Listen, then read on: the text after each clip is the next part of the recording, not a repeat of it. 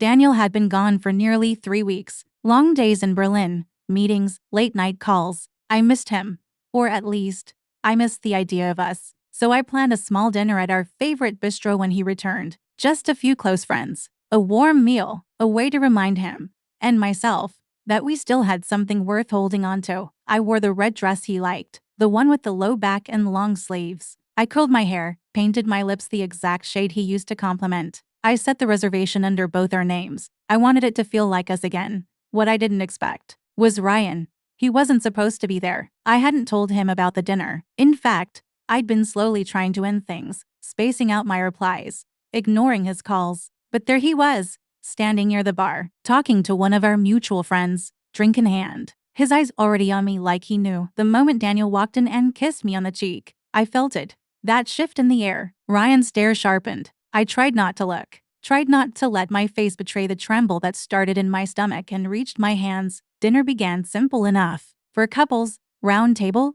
candlelight. Daniel looked tired but happy. He smiled easily, laughed when he took my hand halfway through the first course and whispered, "I didn't realize how much I missed this." I thought my heart might cave in. But across the table, Ryan said nothing. He barely touched his food. He kept refilling his wine and watching Daniel, watching me. I could feel it unraveling with every second, every laugh, every loving glance from my husband. It wasn't guilt. Not yet. It was fear. Fear that everything I'd tried to separate, my love for Daniel, my lust for Ryan, was about to implode. I tried to breathe evenly, tried to focus on the conversation about weekend trips and baby announcements. But all I could think was, please, Ryan, don't say anything. Not tonight.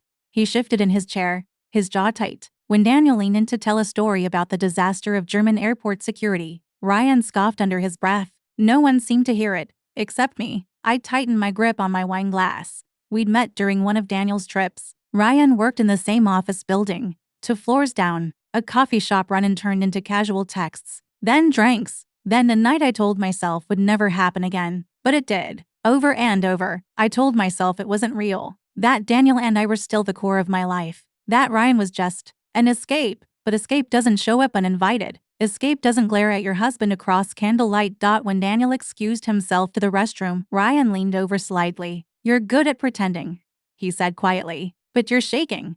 I nearly dropped my fork. Laughter buzzed around the table, but my ears were ringing. I couldn't move, couldn't speak. He smiled, not kindly. "I wonder what he'd say if he knew where you were last Thursday night." I closed my eyes, just for a second, then forced a smile and said nothing, because if I acknowledged it, even for a moment, the entire lie would crack open, and I wasn't ready for it to end. Not yet. The moment Daniel returned to the table, something about Ryan had already changed. His shoulders were squared, eyes glassy with drink, and his silence had gone from simmering to seething. I tried to diffuse it by reaching for Daniel's hand again, picking up our earlier rhythm. "You were saying something about security dogs." Daniel chuckled, his fingers brushing over mine. "Right?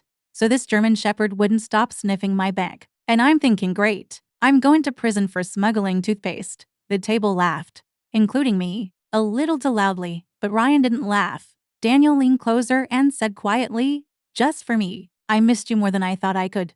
He kissed my hand. That was it. Ryan stood. His chair screeched against the tile like a scream, and every head at the table turned toward him. "You think this is funny?" he said, voice rising. "You're sitting here like you're the only one who missed her." Silence dropped like a bomb. Daniel blinked. "What?" I could hear my heartbeat pounding in my ears. My wine glass wobbled in my trembling hand. Ryan pointed at me. "Ask her where she was the night before you got home. Ask her who she was really thinking about." "Ryan, stop," I whispered. "Please." But he didn't. He looked at Daniel, jaw clenched, shaking with rage and heartbreak and liquor. "You don't even know her." I wanted to disappear. I wanted the ground to open and take me with it. Daniel stood slowly. His confusion was pure, raw. "What is this?" he asked me, softly. "What's he talking about?" I opened my mouth. Nothing came out. Ryan laughed bitterly. "She won't tell you." She didn't tell me either. Just let me believe it meant something. Then, without warning, Ryan stepped forward and slapped Daniel. The sound cracked through the restaurant like thunder. Gasps, chairs scraped back. A fork clattered to the floor. One of our friends stood instinctively, unsure whether to intervene. Daniel staggered back half a step. Not from the force, but from the shock. "Are you insane?" someone shouted. I was frozen. My body wouldn't move. Daniel didn't fight back. He just stared at Ryan. His cheek flushed, confusion turning into something darker. Then, slowly, his eyes moved to me. I will never forget that look. Not angry, not hurt. Empty. And in that silence, I still said nothing. Ryan was breathing heavily, fists clenched. But no one was looking at him anymore. They were looking at me. I couldn't even bring myself to cry because this was no longer a secret. This was a public execution, and I had put myself in front of the firing squad. For a few seconds, the entire restaurant was silent. No one moved. No one spoke. The kind of silence that makes your skin crawl. Not because of what was said, but because of what was revealed. Ryan was still standing, shoulders heaving, like he expected someone to applaud him, like he thought blowing it all up would win me back. Daniel didn't look at him. His eyes were locked on mine. What truth? He asked me again. Calm. To calm. My lips parted, but my voice never came. And in that moment, my silence said everything. Daniel turned away from me, slowly pulled out his phone, and made a call. He didn't raise his voice, just said one sentence. Send them in. 2 men in black suits walked in from the entrance. I recognized them. Private security from Daniel's firm. They moved with purpose. Mr. Carter, one said, nodding to Daniel. He gestured toward Ryan without a word. Wait? What? Ryan stepped back. You can't.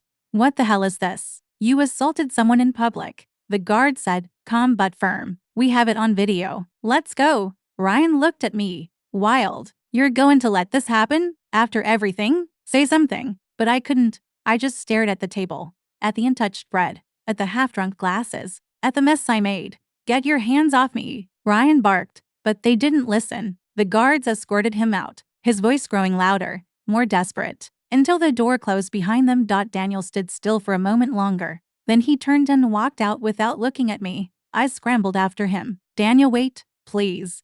Just listen. He didn't slow down. I grabbed his arm once we were outside. Please. Let me explain. I didn't mean for any of this. He turned and looked at me, not angry, not sad. Just done.